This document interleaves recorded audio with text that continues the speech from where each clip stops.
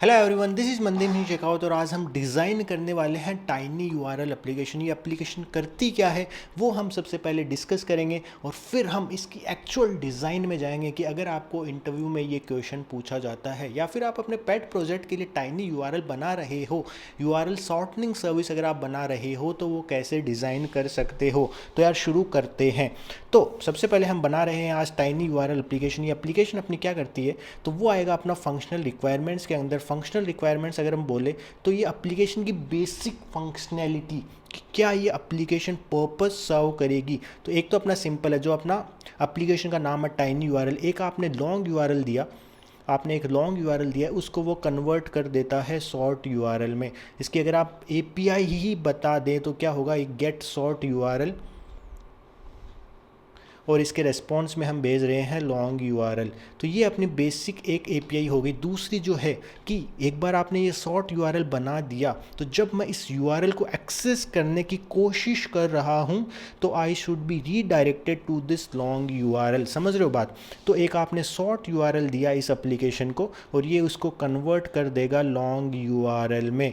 ठीक है, तो ये अपनी एपीआई हो जाएगी गेट लॉन्ग यूआरएल और इसका आप भेज रहे हो शॉर्ट यूआरएल। तो ये बेसिक एपीआई स्ट्रक्चर हो गया। अगर कुछ हम थोड़ा सा एनहेंसमेंट की सोचें कि यार एक्सपायर कब होगा यूआरएल, कितने टाइम के लिए हमें यूज़र जो अपना यूआरएल है वो कितने टाइम तक रखना है। अगर आपको जो यूआरएल बनाए उसको थोड़े कस्टमाइजेशंस करने हैं, उसमें कुछ यूज़र मेटा डेटा भेजना है, यूज़र की आईपी क्या, यूज़र है कहाँ का, कौन यूज़र वुड कोशिश कर रहा है क्रिएट करने की, तो वो सारा डेटा अगर हम कैप्चर करने की कोशिश करते हैं तो वो भी हम इंक्लूड कर सकते हैं इसी के अंदर। तो मान लो अगर आप अपनी एपीआई को थोड़ा सा एनहेंस करना होगी तो गेट शॉर्ट यूआरएल, इसकी बेसिक पैरामीटर तो वही रहेगा, अपना लॉन्ग यूआरएल आप भेज रहे हो, इसके साथ एक आप एक्सपायरी डेट हो सकती है।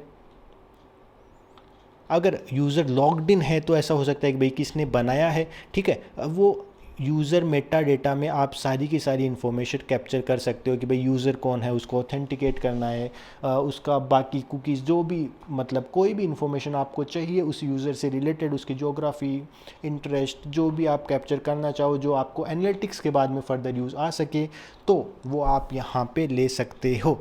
तो ये हो गई अपनी बेसिक फंक्शनल रिक्वायरमेंट्स। अब हम चलते हैं नॉन फंक्शनल रिक्वायरमेंट्स की तरफ।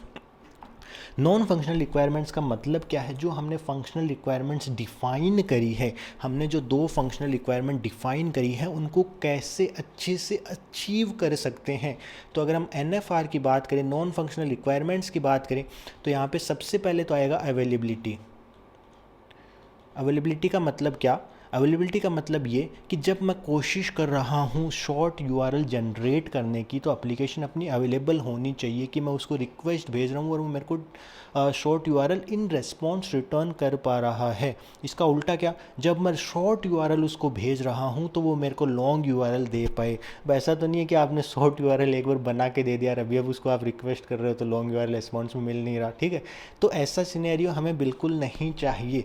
तो अवेलेबिलिटी इज़ वन आस्पेक्ट की एप्लीकेशन में मस्ट है, इम्पोर्टेंट है अगर हम चाहते हैं कि अपनी एप्लीकेशन स्केल पे काम करे। Number two is latency.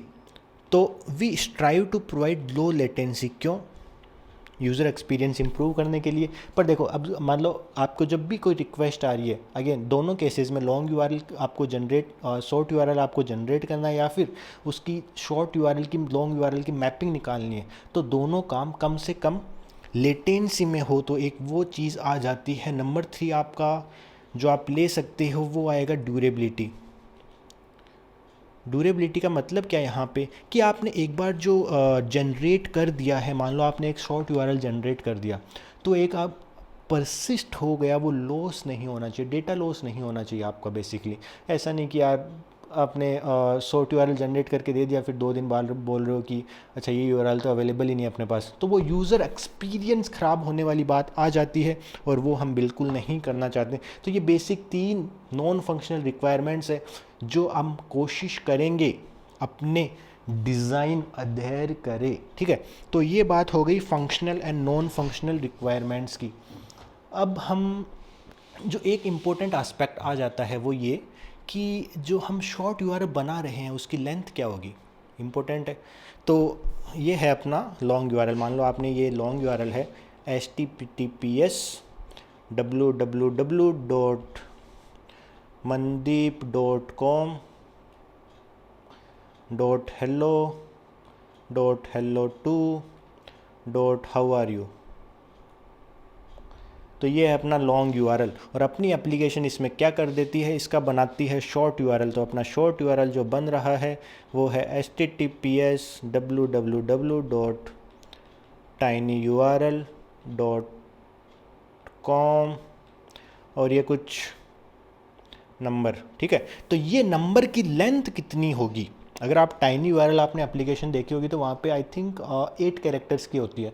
तो वो हम कैसे डिसाइड करेंगे अपनी रिक्वायरमेंट क्या है, वो हम निकाल पाएंगे ये सोचते हुए कि हमें कितनी ट्रैफिक सर्व करनी है और वो कितने टाइम के लिए ट्रैफिक सर्व करनी है, ठीक है। तो सोचो एक बार कि हम जो ट्रैफिक सर्व कर रहे हैं, अपनी जो ये एप्लीकेशन है, काफ़ी बड़ी एप्लीकेशन है अपनी, काफ़ी यूज़र्स यूज़ करते हैं, ठीक है। तो ये अपनी जो एप्लीकेशन है ये सर्व करती है 1000 रिक्वेस्ट पर सेकंड। तो अगर हम बोलें कि अपनी एप्लीकेशन 1000 रिक्वेस्ट पर सेकंड सर्व करती है और इसका जो टाइम पीरियड है जिसके लिए वो डेटा सेव करेगी वो मान लो कितना माने हम, 1 ईयर, ठीक है। तो 1 साल के लिए या फिर 10 साल, डिपेंड करता है रिक्वायरमेंट के, वो आप क्लियर कर सकते हो इंटरव्यूअर से। पर मान लो कि हम 1000 रिक्वेस्ट पर सेकंड सर्व कर रहे हैं और जो हम डेटा स्टोर कर रहे हैं, जो एक्सपायरी डेट की हम बात कर रहे थे यहाँ पे अपने एपीआई के अंदर, वो है अपनी 1 ईयर, मैक्स 1 ईयर है, ठीक है। तो कितना स्टोरेज हमें लगेगा उस हिसाब से हम देख सकते हैं कि इतने कैरेक्टर की हमें किसकी स्ट्रिंग तो मिनिमम चाहिए ताकि आप यूनिकली वो स्ट्रिंग्स जनरेट कर पाओ, ठीक है। मेन फैक्टर है वो। तो अगर हम निकालेंगे 1000 रिक्वेस्ट पर सेकंड, मिनट में कर दो, आवर्स में कर दो, ये डे का हो गया और ये हो गए अपने ईयर में। तो इतनी रिक्वेस्ट हमें सर्व करनी है टोटल। ये नंबर मैंने कहीं तो कैलकुलेट किया था यार अपने लैपटॉप के अंदर, तो ये था 32 बिलियन,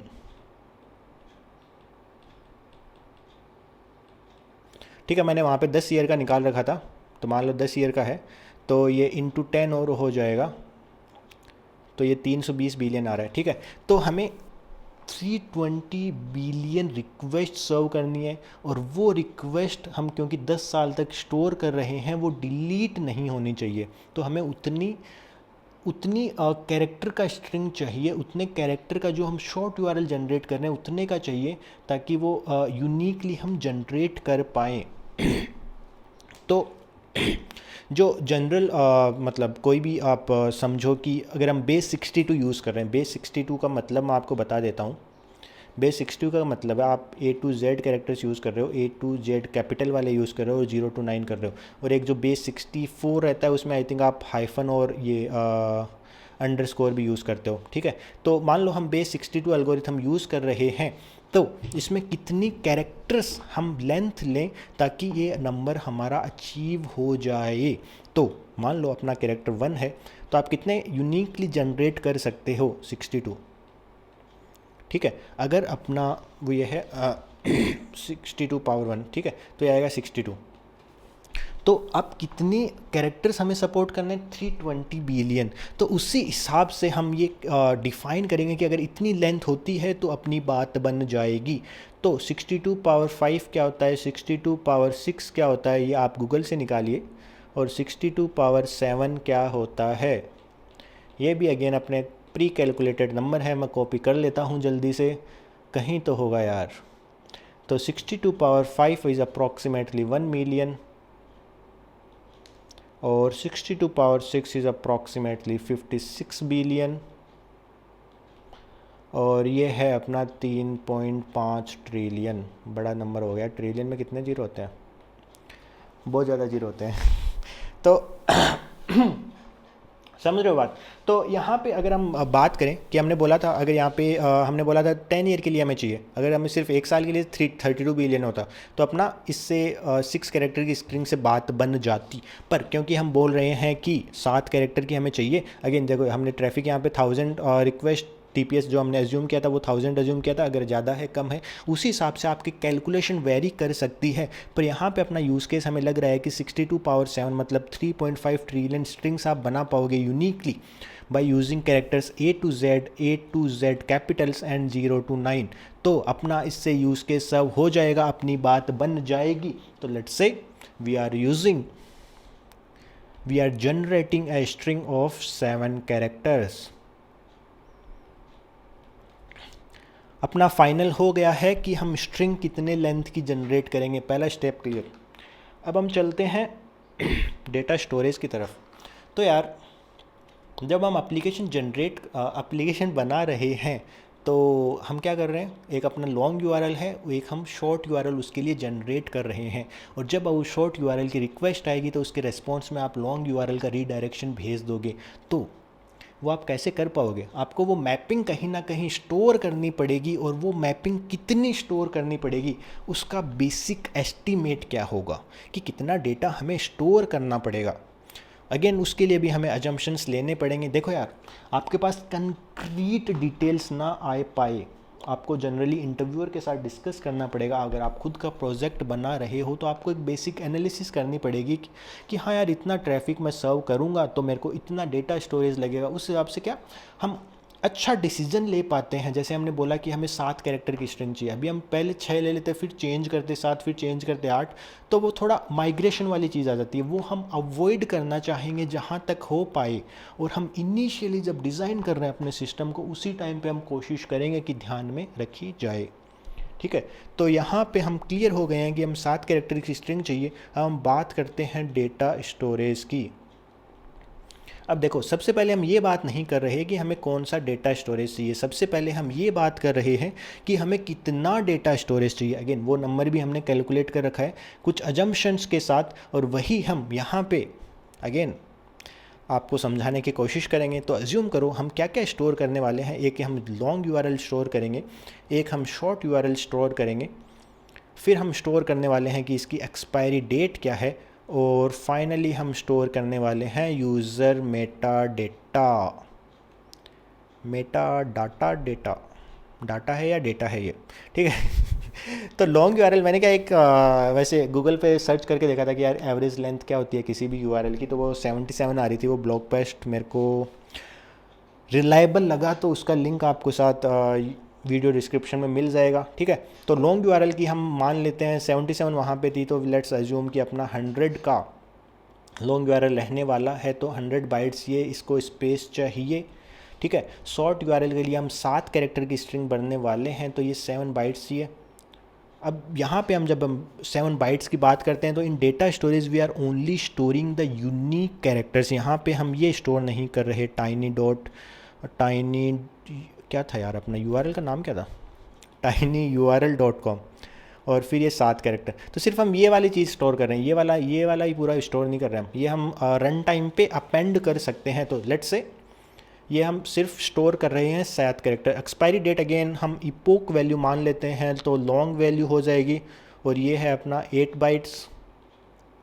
और यूज़र मेटा डेटा में हम क्या स्टोर करेंगे, देखो बहुत सारी चीज़ें हो सकती है, और यहाँ पे हम कंक्रीट डिसीजन नहीं ले पाएंगे। पर लेट से एक आप यूज़र नेम स्टोर करते हो, अगर यूज़र लॉग्ड इन है तो हम कर सकते हो। यूज़र के कुछ प्रिफ्रेंसेस हैं तो वो आप स्टोर कर सकते हो। यूज़र की आईपी आपको ये हर केस में मिल सकती है, अगर यूज़र लॉग्ड इन है चाहे नहीं लॉग्ड इन है, तो वो दोनों केसेस में मिल जाएगी। यूज़र की लोकेशन क्या है, यूज़र की लैंग्वेज क्या है, ठीक है। तो काफ़ी सारी चीज़ें हो सकती है जो यूज़र मेटा डेटा में आएगी, वो अगेन आपको इंटरव्यूअर के साथ डिस्कस करना पड़ेगा। अगर ऐसी कुछ रिक्वायरमेंट है, अगर ऐसी भी कुछ रिक्वायरमेंट है कि मेरे को यूज़र मेटा डेटा स्टोर करना है या फिर नहीं करना है, again this has to be cleared while you are gathering the requirements. तो let's say this is 2 KB of data. तो अपना टोटल अगर मानोगे तो ये थोड़ा थोड़ा कम है, 100 बाइट, 7 बाइट, 8 बाइट, तो ये 108 प्लस 115 बाइट, 2 KB। तो मान लो कि टोटल हमें 2 KB का स्टोरेज चाहिए पर रिक्वेस्ट, और हमारी टोटल रिक्वेस्ट कितनी थी, 322 बिलियन इंटू 2 KB, इतना स्टोरेज हमको चाहिए। इसका नंबर वैल्यू कितनी आती है इसकी, मैंने कर रखा है क्या कहीं, हाँ कर रखा है 360, तो ये आएगा 340 GB। ठीक है। तो अपना बेसिकली इतना स्टोरेज रिक्वायरमेंट हमें चाहिए कि इतना तो चाहिए कम से कम, ठीक है। 10 साल के लिए हम डेटा स्टोर करने वाले हैं और कुछ ये एजम्पशंस के साथ अगर हम चलते हैं तो हमें इतना डेटा स्टोरेज लगेगा। अब हम बात करते हैं कि ये डेटा स्टोर कहाँ होगा। समझ रहे हो बात, कौन से डेटा स्टोरेज में हम डेटा स्टोर करें ताकि अपनी बात बन जाए। तो देखो, जो जनरली एक गलती आप कर देते हो इंटरव्यूज़ में वो ये होती है कि यार क्योंकि डेटा काफ़ी ज़्यादा है, काफ़ी ज़्यादा स्टोरेज मेरे को करना है तो मैं नो सीक्वल यूज़ करूँगा। ऐसी गलती हमें नहीं करनी। देखो, ऐसा नहीं है कि अगर बहुत ज़्यादा डेटा है, data is in vast amount and then you have to use NoSQL, ना ना ना ना ना, ऐसा नहीं करते हम। शार्डिंग नाम की कोई चीज़ होती है, डेटा पार्टीशनिंग नाम की कोई चीज़ होती है। अगर आप बड़ी एप्लीकेशंस का एग्जांपल लेते हो जैसे इंस्टाग्राम, यूज़र डेटा उसमें सीक्वल में स्टोर होता है। तो इफ़ यू से कि अगर काफ़ी ज़्यादा डेटा है तो हम नो सीक्वल यूज़ करेंगे तो वो बात गलत हो गई। This is a wrong parameter to जज कि हमें किस टाइप का डेटा बेस चाहिए, ठीक है। तो हम उस पैरामीटर पे ना जाते हुए, देखो इजी हो जाएगा, पर उस पैरामीटर पे ना जाते हुए हम ये देखते हैं कि बाकी पैरामीटर्स क्या हो सकते हैं। देखो पहला नंबर है, इज़ आवर डेटा रिलेशनल। क्या अपने डेटाबेस में कोई स्पेसिफिक रिलेशंस एग्जिस्ट करती है? नहीं करती। अपना सिर्फ है मैपिंग स्टोर करने वाला, तो हमारा कुछ उससे फ़र्क नहीं पड़ता। यूज़र मेटा डेटा अपना अनस्ट्रक्चर्ड भी हो सकता है, तो सीक्वल वहाँ पे थोड़ा सा लॉस में जाएगा। ऐसे मान बना देते हैं हम यहाँ पे, ये सीक्वल है, ये नो सीक्वल है, ठीक है। तो यहाँ पे नो सीक्वल नहीं, सीक्वल यस। नंबर टू क्या है, एसिड प्रॉपर्टीज़। क्या हमें स्ट्रॉन्ग एसिड प्रॉपर्टीज़ का सपोर्ट चाहिए? Atomicity, isolation, consistency and durability. Durability की हमने बात करी थी, वो चाहिए हमें। पर क्या हमें सारी की सारी एसिड प्रॉपर्टीज़ स्ट्रॉन्गली चाहिए? कंसिस्टेंसी की अगर हम बात करें तो हमें इवेंचुअल कंसिस्टेंसी से बात बन जाएगी। ऐसा नहीं है कि जिस टाइम मैंने यूआरएल बनाया उसी टाइम पे मेरा चलेगा। 1 सेकंड का गैप चलता है, 2 सेकंड का गैप चलता है, ठीक है। तो अपना वैसी बात है। तो यहाँ पे भी नो सीक्वल क्लियर विनर नहीं है, नो मतलब सीक्वल क्लियर विनर नहीं है, क्योंकि हमें एसिड प्रॉपर्टीज़ की स्ट्रॉन्गली रिक्वायरमेंट नहीं है।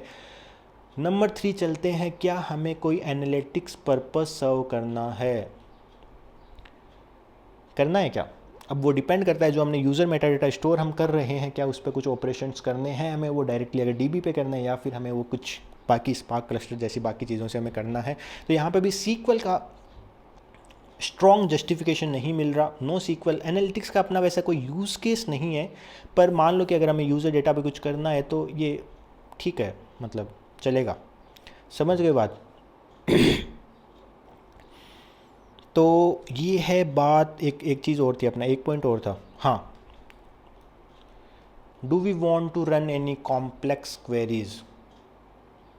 अगर हम कॉम्प्लेक्स क्वेरीज रन करना चाहते हैं तो वहाँ पे सीक्वल थोड़ा सा बेटर चॉइस रहता है as compare to NoSQL, ठीक है।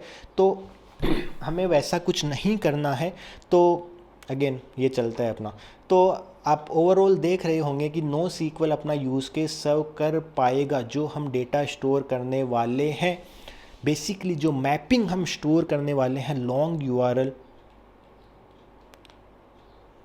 उल्टी मैपिंग इसकी, ये अपना शॉर्ट यूआरएल है और इसके मैपिंग ये वाला लॉन्ग यूआरएल है, ठीक है। ये बात हो गई अपनी क्लियर कि हम नो सीक्वल डेटाबेस यूज़ करने वाले हैं। अब नो सीक्वल में कौन सा डेटाबेस आप यूज़ करोगे? नो सीक्वल में काफ़ी सारे डेटाबेस होते हैं। ग्राफ डेटाबेस है अपना, जैसे डॉक्यूमेंट स्टोरेज है, कॉलम स्टोरेज है, चौथा अपना अगर की वैल्यू की बात करें हम, की वैल्यू स्टोरेज है। ग्राफ हम जनरली यूज़ करते हैं जब होगा अपना रिलेशंस अपने हैं नहीं, चलता है। डॉक्यूमेंट हम जनरली यूज़ करते हैं, काफ़ी बड़े डॉक्यूमेंट्स है, यहाँ पे एक लॉन्ग यूआरएल रहेगा, एक शॉर्ट यूआरएल रहेगा, तो कोई ज़रूरी नहीं है। कॉलम स्टोरेज, की वैल्यू स्टोरेज, इन दोनों में से हम कोई सा भी यूज़ कर सकते हैं यहाँ पे, क्योंकि अगेन अपना यूज़ केस क्या था, हमें एक शॉर्ट यूआरएल है उसकी मैपिंग स्टोर करनी है। लॉन्ग यूआरएल में हम जाएंगे की वैल्यू स्टोरेज डायनेमो डीबी से, क्योंकि ये मैंने काफ़ी ज़्यादा यूज़ किया है। अगेन यहाँ पे डिपेंड करता है थोड़ा, देखो अगर आपको एक्सपीरियंस है DynamoDB से ज़्यादा तो उसमें आप ज़्यादा एक्सप्लेन कर पाओगे, ज़्यादा डिटेल में एक्सप्लेन कर पाओगे, and you can also take a hint from interviewer कि वो कौन से में ज़्यादा एक्सप्लेन करवाना चाहता है। आप वहाँ पे कॉल आउट कर सकते हो कि मैंने जैसे कैसेंड्रा है कॉलम स्टोरेज, वहाँ पे मैंने कभी काम नहीं किया, पर यहाँ पे DynamoDB भी केस सर्व कर रहा है और आपको उसका पास्ट एक्सपीरियंस भी है, तो वो फ़ायदा हो रहा है वहाँ पे, तो मैं DynamoDB यूज़ करूँगा अपने डिज़ाइन के लिए। ठीक है, तो अपना ये फाइनल हो गया है कि हम NoSQL यूज़ करने वाले हैं। हम डेटा कितना स्टोर करने वाले हैं, डेटा काफ़ी ज़्यादा स्टोर करने वाले हैं हम, कितना 640 GB, और हम स्टोरेज के लिए DynamoDB यूज़ कर रहे हैं, NoSQL यूज़ कर रहे हैं।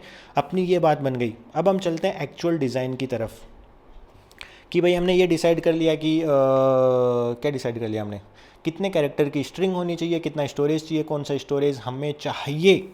अब हम बात करते हैं एक्चुअल एल्गोरिथम की, कि जो आपका लॉन्ग यूआरएल है उसको आप शॉर्ट यूआरएल में कैसे जनरेट करोगे, कैसे करोगे। बड़ा सिंपल तरीका है। तो ये है अपना लॉन्ग यूआरएल, बड़ा लॉन्ग यूआरएल, और ये है अपना, ये है शॉर्ट यूआरएल। इस डब्बे में आ नहीं रहा ये तो ठीक है, लॉन्ग यूआरएल है अपना, ये शॉर्ट यूआरएल। इसमें कौन सी एल्गोरिथम आप यूज़ करो ताकि आप इसमें डिवाइड कर पाओ, डिवाइड नहीं यार, क्या कर पाओ, कुछ भी कर पाओ तो लॉन्ग यूआरएल है, आपको उसका शॉर्ट यूआरएल जनरेट कर पाओ, जनरेट करना है आपका। ठीक है, तो कोई सी एल्गोरिथम आपको चाहिए, तो which algorithm you will be using to generate a short URL from a long URL. तो आपके पास यूज़र रिक्वेस्ट आ रही है कि लॉन्ग यूआरएल ये है, बता दो मेरे को शॉर्ट यूआरएल, तो आपकी कोई ये सर्विस रहेगी बीच में, या आपकी यूज़र रिक्वेस्ट है। ये है मनदीप अपना, काफ़ी हैंडसम लड़का, ये है मनदीप, इसने लॉन्ग यूआरएल भेजा, HTTP रिक्वेस्ट है, गेट शॉर्ट यूआरएल, इसने लॉन्ग यूआरएल भेजा, ये गेट शॉर्ट यूआरएल अपनी API है, ये अपनी सर्विस है। सर्विस का काम क्या है, ये शॉर्ट यूआरएल जनरेट करेगी, जनरेट शॉर्ट यूआरएल। ये यहाँ पे एल्गोरिथम है और ये जनरेट हो जाता है। ये अपना डेटाबेस है, डेटाबेस में क्या है, अपना डेटाबेस अपने की वैल्यू पेयर स्टोर कर रहे थे हम। ठीक है, तो ये अपना शॉर्ट यूआरएल हो गया और इसके मैपिंग में लॉन्ग यूआरएल। ठीक है, और बाकी user metadata, expiry date वो हम स्टोर कर रहे हैं साथ में। तो ये अभी हम स्केलिंग की बात अभी थोड़ी देर में करेंगे कि इस सर्विस को आप स्केल कैसे कर सकते हो, इसको आप स्केल कैसे कर सकते हो। पर सबसे पहले हम समझने की कोशिश करते हैं कि जो आप यूज़ कर रहे हो, कि आपने लॉन्ग यूआरएल दिया, उसको जनरेट कर रहे हो शॉर्ट यूआरएल में उसको। ठीक है, तो वो कैसे होगा, तो उस एल्गोरिथम की हम बात करते हैं। हमने बोला था कि हम यूज़ करने वाले हैं बेस 62, मतलब A to Z और 0 to 9। तो सिंपल तरीका क्या हो सकता है कि आप उस लॉन्ग यूआरएल जो आपने दिया है उसका हैश ले लो। लॉन्ग यूआरएल लिया, ये अपना हैश फंक्शन है अपनी सर्विस के अंदर, इसका हैश ले लो, कुछ तो नंबर आएगा। हैश जैसे MD5 आपने लिया, या फिर एक कौन सा होता है SHA-56। ठीक है, आपने कोई सा भी हैश लिया, कोई भी हैशिंग एल्गोरिथम आपने अपनी खुद की यूज़ कर लिया। आपने क्या किया, उसका लॉन्ग यूआरएल का हैश लिया, कुछ तो नंबर आ गया, इसको अनकोड कर दो बेस 62 में। एक बार आप अनकोड करते हो, ये आई थिंक अगर हम MD5 यूज़ करते हैं तो 128 बिट का रहेगा। ठीक है, तो जो आपकी यहाँ पे स्ट्रिंग जनरेट हो रही है वो मतलब 7 कैरेक्टर से तो ज़्यादा ही रहेगी, आई थिंक 21 रहेगी बेस 62 केस में, जब आप अनकोड कर रहे हो 32 कैरेक्टर। ठीक है, तो वो 7 से ज़्यादा ही रहने वाली। तो आपको क्या करना पड़ेगा, वो ट्रिम करना पड़ेगा कि मेरे को 7 कैरेक्टर की इसकी स्ट्रिंग चाहिए। एक बार मैंने ये कर लिया तो मैं क्या करूँगा, इसको DB में जाके स्टोर कर दूँगा। इतना सिंपल है, काफ़ी सिंपल, आपको समझ में आ गया होगा। अब देखो यहाँ पे दिक्कत क्या हो रही है। मान लो जो आपने ये ट्रिम किया, ये नंबर आपने सबसे पहले क्या किया, एक MD5 हैश यूज़ करके उसका हैश निकाल लिया अपने लॉन्ग यूआरएल को, उसको अनकोड किया बेस 62 में, वो 7 कैरेक्टर्स का ट्रिम कर लिया। अब this is a possibility that this was already present in DynamoDB, already present in are database. तो यहाँ पे वैलिडेशन आपको करना पड़ेगा पहले कि ये पहले से एग्जिस्ट तो नहीं करती। तो आपने यहाँ पे कॉल किया वैलिडेट इफ़ ऑलरेडी एग्जिस्ट, अगर ये वैलिडेट करता है तो you have to generate a new string. आप क्या कर सकते हो, जो आपकी 21 कैरेक्टर की स्ट्रिंग थी उसका कुछ कॉम्बिनेशन बिठाओ ताकि आपकी यूनिक जनरेटेड एक स्ट्रिंग बन जाए।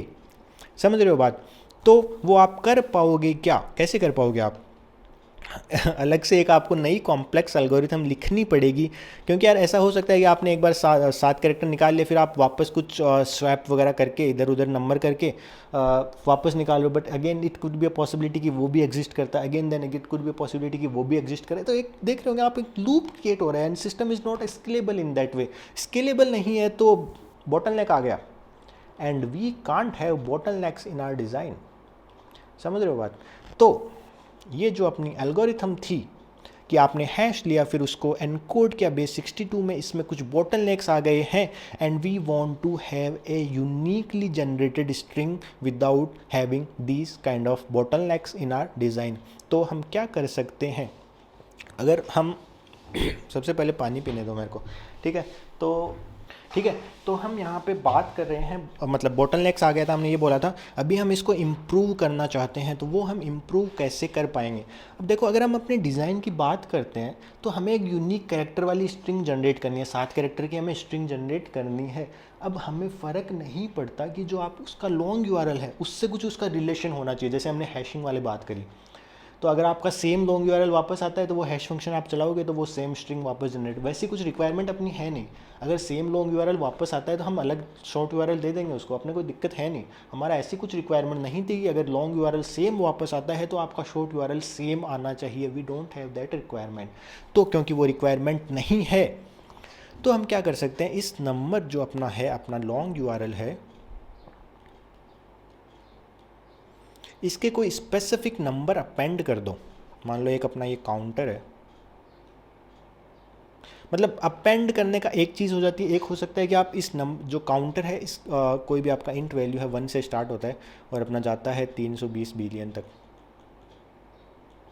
ठीक है? तो आपका जो लॉन्ग यूआरएल है, क्या करो, एक आपका एक काउंटर है, काउंटर 1 है, तो आप क्या करोगे, 1 का बेस 62 ऑफ 1, ठीक है, और इसको जाके अपने डीबी में स्टोर कर दो। Now we are sure here कि जो ये 1 का हमने बेस 62 लिया है वो डीबी में प्रेजेंट नहीं है, जो ये जनरेट हुआ है वो यूनिक है, और यहाँ पे आपको वैलिडेशन करने की कोई ज़रूरत नहीं है। वी आर श्योर कि वो डीबी में 100% नहीं है। बात बन गई अपनी, ठीक है? तो अपना क्या हुआ, एल्गोरिथम जिसकी हम बात कर रहे थे, ये अपनी सर्विस है।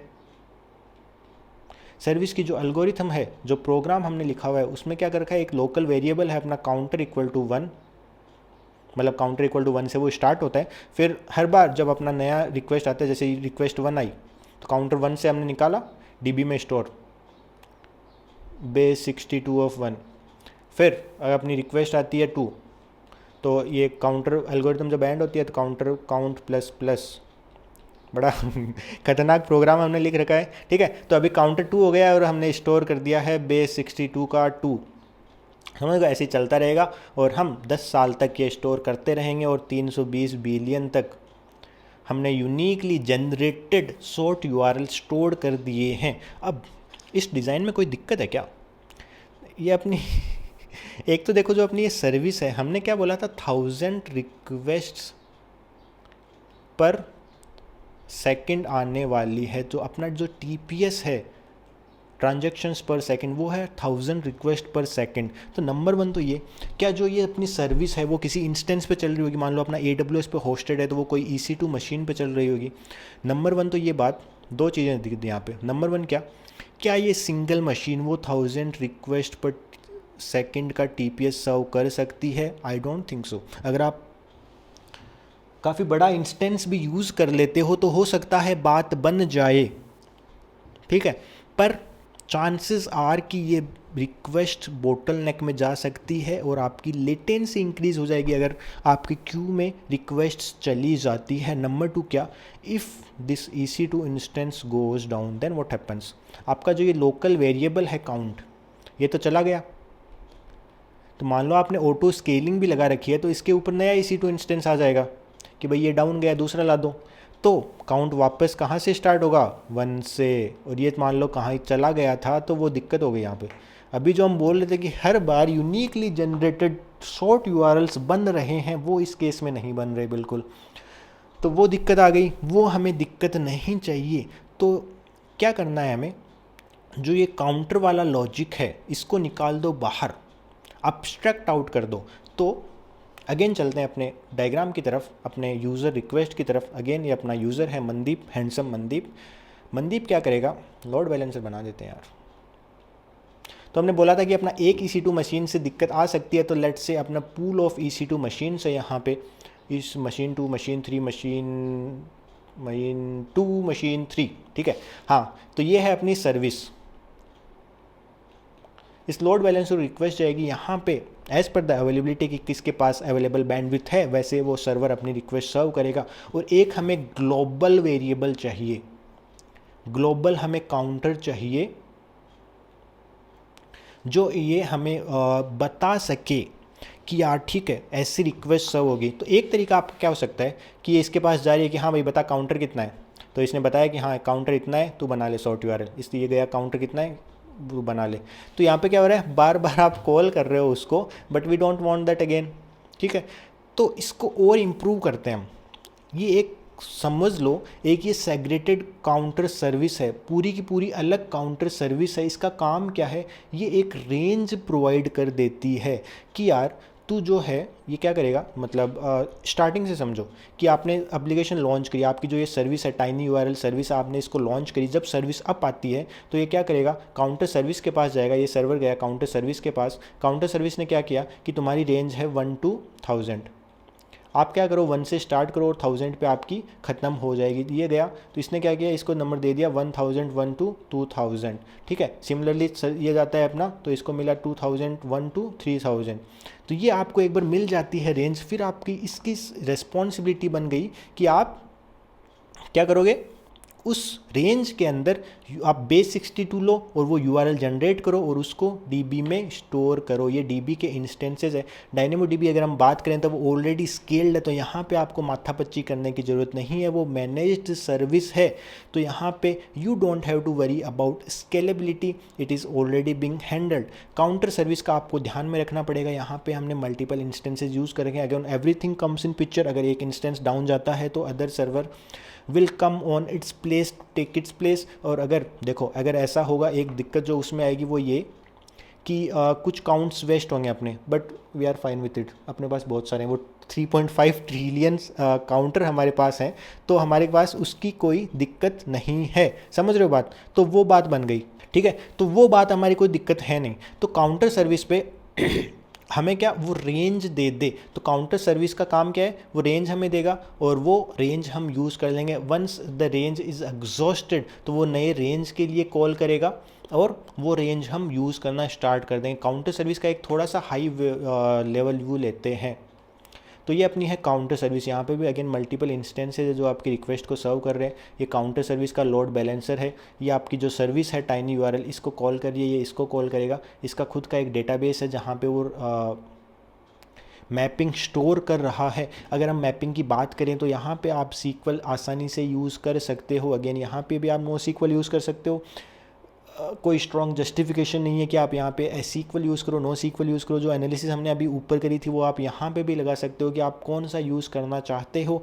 मान लो कि आप की वैल्यू पेयर यूज़ करते हो, तो सपोज़ कि हम डायनेमो डीबी यूज़ कर रहे हैं या फिर हम कोई सीक्वल वाला इंस्टेंस यूज़ कर रहे हैं, तो अगेन वहाँ पे क्योंकि आपके 3.5 ट्रिलियन डेटा स्टोर्स है, तो आपको सोच, डेटा स्टोरेज नहीं, 3.5 ट्रिलियन यूनिक कैरेक्टर्स है, तो आपको वहाँ पे सोचना पड़ेगा कि मेरे को शार्डिंग, डेटा पार्टीशनिंग के बारे में सोचना पड़ेगा। तो वो अगेन आप इंटरव्यूअर से अगेन डिस्कशन कर सकते हो कि आपका किस डायरेक्शन में डिस्कशन जाता है, और उस हिसाब से हम डिसाइड कर सकते हैं कि हमें कौन सा यूज़ करना है। But let's say again since we are storing key value pair, कि मेरा ये वाली रेंज है 1001 to 2000, ये मैंने सर्वर 1 को स्टोर दे दी है।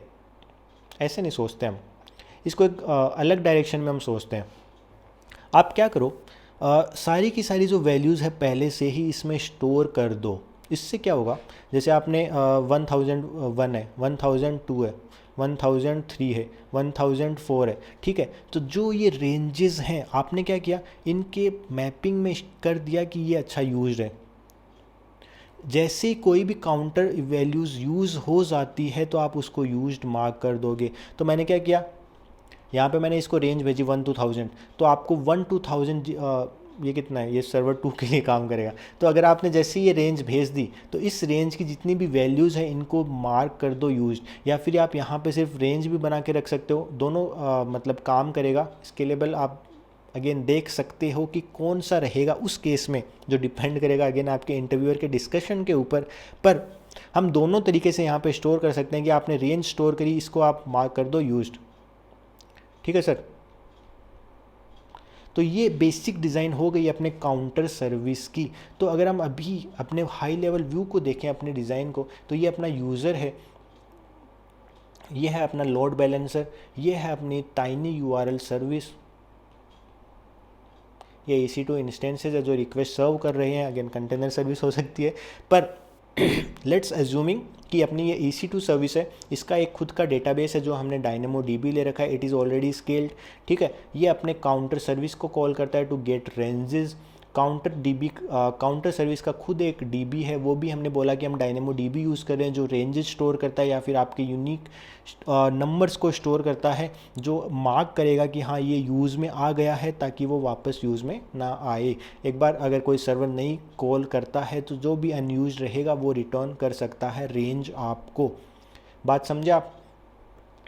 अब हम चलते हैं किसकी तरफ, इस डिज़ाइन को थोड़ा सा और मॉडिफाई में, एक अप्रोच और दिमाग में आ रही है कि जो आप सर्विस है इसकी रेस्पॉन्सिबिलिटी और कम कर सकते हो। जो सर्विस है इसकी रेस्पॉन्सिबिलिटी अभी क्या है, सर्विस क्या करेगा, अभी हम लिख लेते हैं। देखो सर्विस क्या करेगा, एक इसके पास आया लॉन्ग यूआरएल इसके पास आता है, तो ये क्या करेगा, सबसे पहले तो इसके पास काउंटर वाली रेंज होनी चाहिए, काउंटर रेंज, ठीक है। तो ये क्या करेगा, काउंटर सर्विस के पास जाएगा, हर बार नहीं जाना उसको, अगेन वो कुछ टाइम्स में उसको जाना है, तो वो काउंटर सर्विस के पास जाएगा, उसको रेंज मिल गई। अब वो क्या कर रहा है, उस रेंज में से एक नंबर ले रहा है और उसमें बेस 62 ले रहा है उस नंबर का। ये नंबर का बेस 62 लिया, एक शॉर्ट यूआरएल आपके पास जनरेट हो जाता है। उस शॉर्ट यूआरएल को जनरेट होने के बाद में आप क्या करोगे, उस DB में स्टोर कर दो उसको, डेटाबेस जो अपनी DynamoDB है, और ये शॉर्ट यूआरएल वापस अपना यूज़र किधर है, ये रहा यूज़र, ठीक है, इसको ये रिटर्न कर दो। ये है अपनी डिज़ाइन। अब अगर आप देखोगे तो काउंटर सर्विस यहाँ पे काफ़ी लाइट वेट सर्विस है, और जो अपनी टाइनी यूआरएल सर्विस है उस पर काफ़ी ज़्यादा रेस्पॉन्सिबिलिटी हमने डाल रखी है। क्यों ना हम कुछ रेस्पॉन्सिबिलिटी काउंटर सर्विस को दे दें कि जो ये एल्गोरिथम जनरेशन नहीं, शॉर्ट यूआरएल जनरेशन है, वो ये हैंडल करेगा और ये बाकी का काम कर सकता है, ठीक है। कि यूज़र की रिक्वेस्ट आ रही है, उसको सर्व करेगा, नया यूआरएल उठाएगा, वो DB में स्टोर करेगा और यूज़र का रिस्पॉन्स रिटर्न कर देगा। अब हमने क्या बोला कि जो हमने ये काउंटर सर्विस की जो रिस्पॉन्सिबिलिटी है, वो जो शॉर्ट यूआरएल जनरेशन की जो रिस्पॉन्सिबिलिटी हमने टाइनी यूआरएल सर्विस को दे रखी है, वो क्यों ना हम काउंटर सर्विस को दे दें। तो काउंटर सर्विस का काम क्या रहता है यहाँ पे कि काउंटर सर्विस जो है अपनी, इसका एक तो नाम चेंज करना पड़ेगा यार, काउंटर सर्विस नहीं रहेगी फिर ये, पर अभी वीडियो के पर्सपेक्टिव में अपने रिस्पॉन्सिबिलिटी हमने चेंज कर दिया, पर let's say it's again counter service, मुंह पे जचा हुआ है मेरे, ठीक है। तो काउंटर सर्विस अपना है और ये अपनी है टाइनी यूआरएल सर्विस, ठीक है। तो टाइनी यूआरएल सर्विस इसके पास जाएगा कि भाई मेरे को एक यूनिक यूआरएल दे दो जो मैं यूज़ कर पाऊँ अपने यूज़र्स को रिटर्न करने के लिए। तो मेरे पास एक लॉन्ग यूआरएल आएगा, मैं काउंटर सर्विस के पास जाऊँगा कि मेरे को एक शॉर्ट यूआरएल दे दो और मैं वो यूज़र को भेज दूंगा by saving to my database. इसका खुद का एक डेटाबेस है अगेन, ठीक है। तो वो काम कैसे करेगा, तो लेट्स से अपनी काउंटर सर्विस क्या करती है, पहले से ही नंबर्स जनरेट करके रखती है। तो हमने यहाँ पे क्या बोला था, हम रेंजेस स्टोर कर रहे हैं, इसको काट दो एक बार, ठीक है। हम क्या कर रहे हैं, ये रेंजेस स्टोर कर रहे हैं। अब रेंजेस जब आप स्टोर कर रहे हो, आप क्या करो, यहाँ पे यूआरएल स्टोर कर लो डायरेक्ट, कि मेरे पास ये यूआरएल्स है और मैं ये यूज़र्स जो अपनी टाइम यूआरएल सर्विस है उसको भेज दूंगा, जैसे short URL 1, short URL 2, short URL 3, short URL 4, ठीक है। और इसके मैपिंग में मैं स्टोर कर रहा हूँ कि ये यूज्ड है या फिर नहीं है, नॉट यूज्ड। बाइनरी वैल्यूज़ रख सकते हो आप इनिशियली जो हम करते हैं कि 0 से इनिशियलाइज हो रखा है, और बाद में आप 1 कर सकते हो जैसे ही इन यूज़ हो जाता है। अब ये काम कैसे करेगा, देखो यार अगर वहाँ पे एक बोटलनेक आ सकता है कि आपकी जो भी रिक्वेस्ट यहाँ पे आ रही है वो सारी की सारी काउंटर सर्विस के पास जा रही है कि चलो ये लॉन्ग यूआरएल है, इसका एक मेरे को एक शॉर्ट यूआरएल कुछ दे दो। मतलब इसको लॉन्ग यूआरएल भेजने की जरूरत नहीं है, बस ये इसको कॉल करेगा कि मेरे को एक यार शॉर्ट यूआरएल भेज दो, अभी मेरे को यूज़र की रिक्वेस्ट आई है, मेरे को उसको भेजना है। इसके बजाय वो क्या कर सकता है कि जो हमने रेंज के केस में किया था कि एक बार आप रेंज लेके आ गए, वही रेंज के अंदर आप इटरेट कर रहे हो to generate a short URL from that specific number by taking base 62 of it. अब उसकी जगह आप क्या कर सकते हो, यहाँ पे भी कुछ रिक्वेस्ट्स ला सकते हो। मान लो उसने एक साथ 1000 शॉर्ट यूआरएल्स रिटर्न कर दिए, 1000 अगर शॉर्ट यूआरएल वो रिक्वेस्ट में रिटर्न कर देता है तो वो ये यूज़ कर लेगा। एक बार ये सारे यूज़ हो जाते हैं तो फिर वो वापस रिक्वेस्ट कर सकता है टू गेट न्यू यूआरएल्स। और जैसे ही आप किसी मतलब सर्विस को, जो भी आपकी सर्विस है उसको रिटर्न करते हो, तो यहाँ पे आप उसको यूज्ड मार्क कर दे रहे हो। और जैसे ही ये अपने यूज़र को भेजता है तो वो मैपिंग यहाँ पे स्टोर हो जाएगी कि शॉर्ट यूआरएल है और इसका ये लॉन्ग यूआरएल है। तो ये दो एंगल्स है जहाँ से आप डिज़ाइन को सोच सकते हो जब आप यूआरएल जनरेट कर रहे हो और फिर उसको स्टोर कर रहे हो। अब हम चलते हैं कि जो आपने यूआरएल जनरेट कर दिया है उसको रीड कैसे करोगे। कि यूज़र की रिक्वेस्ट आई कि भाई ये लो शॉर्ट यूआरएल, ये अपनी है टाइनी यूआरएल सर्विस, ये मैंने डेटाबेस बना दिया, इसको काटो रे काटो काटो, ठीक है। तो यह है अपनी सर्विस टाइनी यूआरएल सर्विस, ठीक है। इसके बाद शॉर्ट यूआरएल है, इसको क्या करना है, लॉन्ग यूआरएल इसका देना है। तो अपना क्या करेगा, शॉर्ट यूआरएल गया, ये गया अपने डेटाबेस के पास, ये है अपना डायनेमोडीबी, और डायनेमोडीबी से मैपिंग निकाली, इसने लॉन्ग यूआरएल लिया, ये इसने लॉन्ग यूआरएल रिटर्न कर दिया। अब कुछ केस में क्या हो सकता है, ये अपना परफेक्ट है, मतलब स्केलेबल है, इसमें कोई दिक्कत नहीं है, पर थोड़ा सा इसको और इम्प्रूव करते हैं। लेटेंसी के लिए हमने बोला था कि हमारी मिनिमम लेटेंसी होनी चाहिए, तो उसके लिए डेटाबेस के ऊपर हम कैशिंग लेयर एक इम्प्लीमेंट कर सकते हैं। कैसे हो सकता है, क्योंकि अब देखो मनदीप ने कोई इस सर्विस से अगर शॉर्ट यूआरएल जनरेट किया एक लॉन्ग यूआरएल के लिए, तो क्योंकि मनदीप के बहुत ज़्यादा फॉलोअर्स हैं तो वो यूआरएल्स काफ़ी लोग हिट करेंगे।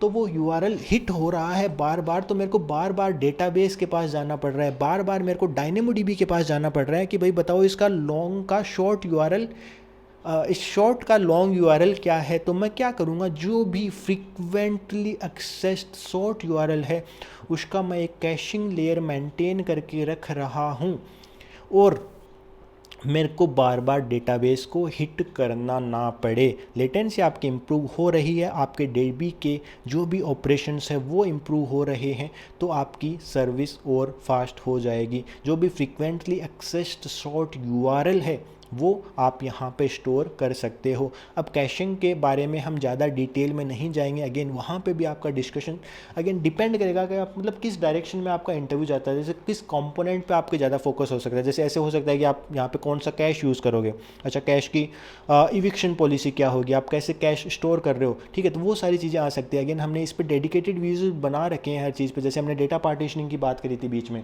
कि अगर हम SQL डेटाबेस यूज़ करेंगे तो आपको वो ध्यान में रखना पड़ेगा। तो इन सब कंसेप्ट पे हमने वीडियोस बना रखे हैं, and I will highly recommend कि आप एक बार वो देखो और आपको क्लियर हो जाएगा सारा का सारा कंसेप्ट।